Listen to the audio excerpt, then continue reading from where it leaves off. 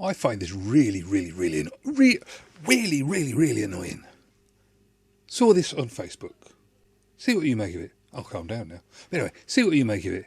I think it's dangerous, and I'll tell you for why later. Saw this on Facebook the other day. Not a problem there. And then this happened. Well, the hour did a good job of this. No difference between the tape and source. Took full negative bias and a fistful of rec sensitivity to calibrate it though.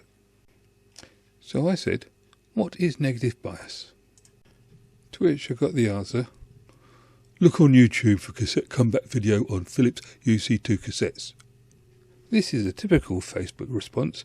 They don't answer the question you ask. So I went and had a look at the tapes that he's suggested, and there was no answer to it. So I said, no, he doesn't say. So what is negative bias? So at this point, an admin comes in and says, the bias adjustment for every cassette is different. Good decks allow fine adjustment to be made to suit not just preset internally for the tape type, also known as tape calibration. So my original question has still not been answered. What is negative bias? So far I've been sort of gruffed at and patronised. So I try one more time, and I said, he said it took full negative bias. So what is negative bias? Is full negative bias a lot? How is it different to positive bias? They stopped responding at this point, so they obviously didn't know the answer. Well, here we go. There is no such thing as negative bias. I'll show you what bias is, and then I'll show you what negative bias is, and then you can see what I mean. Bear with. What I've got here is a trace. You've seen these sort of traces before, but it's a trace. And what this is a 22 kilohertz signal, which is just under, it's the maximum that Audacity will do, but it's just under what you can get as a bias frequency. Bias frequency is between 30 kilohertz and 150 kilohertz, depending on the make, model, and whatever else criteria that they're interested in. The frequency isn't that important, it's the level that counts. So we're talking about a sine wave. So if we zoom in on here, you can just see there's a nice sine wave. Because of the sampling rates, you get some weird effects on here, but that's 22 kilohertz. And obviously you can't hear that, so this is a third of that. And this is 7.3333 kilohertz, which is good enough for you to hear. But again, you can't get a proper trace on there because of the way the sampling goes. It's all down to various things, but this is just simply a 5 kilohertz because it's easier on the ears. There we go, 5 kilohertz, and that's probably the one that's triggering the picture on the others, so that's why it looks like that. So that's the way it's going to be. There's your first frequencies, and if we zoom out, you can then see the second frequency and the third frequency. Now what I'm going to do, I'm going to play the first one and watch this display. Then I'm going to play this one and watch this display. And then I'm going to play this one and I'm going to show you how to do negative bias. Here we go. Full signal, nothing to hear. Full signal, something to hear. Full signal, something to hear. You can hear that clearly.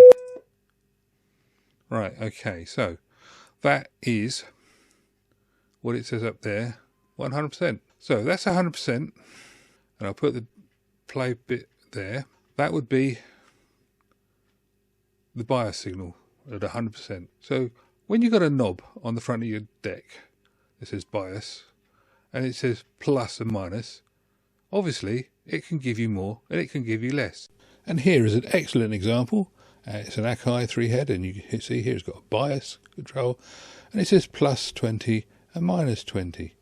So that's obviously what people refer to as negative. And what it really means, of course, is that straight up is the default position, and you can then increase it and decrease it. So let's adjust this so it can give us less. Take it down to 90%. Now what that means is we've got 90% playback. So we're could do this here. Click. That's 90%. If that's the bias, and I want to give it positive bias, as people would say, I can turn it up. Makes it louder. Or I can give it negative bias. That's where it starts from, and we take it down. So that is now 80%. So that's 80%. Give it positive bias. 90%. Give it more positive bias. 100%. So let's give it more negative bias. No, actually, let's just turn it down a bit, shall we? Because that's exactly what it means. Those knobs are marked positive and negative, as in, there's normal, that's positive, and that's less. That's what negative bias is. It's not a thing, it's merely somebody reading the numbers wrong. So, why is that important? Well, it's not really. If you want to fiddle with your knob in error, that's fine. You know, the subject we're talking about here is hi-fi, but it's an engineering project. It is a mechanical device with electronics, and if you don't set it up correctly, it's going to be wrong. And if it's wrong, it's not right. It's a bit obvious, I suppose. But the trouble with being engineering and getting the numbers wrong, and getting the words wrong, and getting the signals wrong, is that it means that you haven't got a reference point that is compatible with everybody else. So, if you're going to be doing things with calibration, you want to have the right words. Well, positive and negative bias, all that gives you is the wrong words. If it was phasing, if it was phase error, if it was phase setting, then you'd have positive phase and negative phases, change the phase angle. If it was something like adding harmonics, you'd have positive harmonics and negative harmonics, plus and minus harmonics. You would actually have evens and odd harmonics. You'd be getting square waves, sine waves, and triangular waves, and all sorts of different waves by adding the different harmonics. There would be a thing. But to say, got to give it more negative bias, that's ridiculous. Got to give it more of something that doesn't exist, because in order to give it more, you've got to take it away. So how can you give it a handful of more nothing? Anyway, that's beside the point. I suppose I might say you could just carry on with that.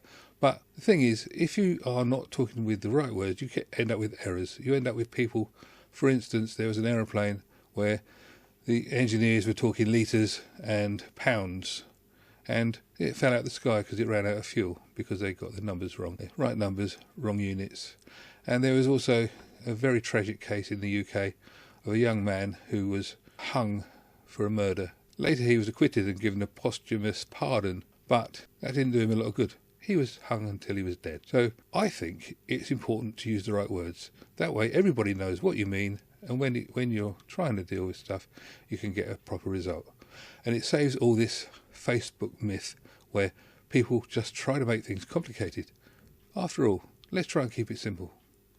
Anyway, I hope you got something from this video. If you did, then great. If you didn't, then come back another time, see if we can have another go at something else.